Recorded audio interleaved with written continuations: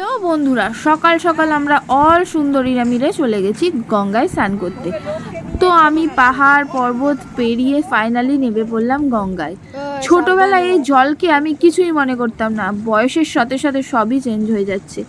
এই পাড়া জিনিসগুলোও জানো নিজের কাছে অনেক কঠিন হয়ে উঠেছে। এখন জলটায় নামতেই না বিশাল ভয় করে। তো আমি স্নান ধান করে ড্রেস চেঞ্জ করে পাগলের মতো রাস্তা দিয়ে ফকিন্নির মতো যাচ্ছি।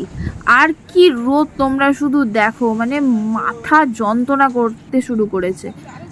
সামনে পড়ে গেল একটা মন্দির, ঠাকুরের কাছে আমি আমার আশা আকাঙ্ক্ষা সব চেয়ে নিলাম। কারণ চাওয়া জিনিসটা না তার কাছেই চাওয়া যায় যাকে তুমি ভালোবাসো। তো তোমরা ছাড়া আমি কিছুই না। তো প্লিজ আমার চ্যানেলটা লাইক শেয়ার সাবস্ক্রাইব করে দিও, আর নেক্সট পার্টটা অবশ্যই দেখো।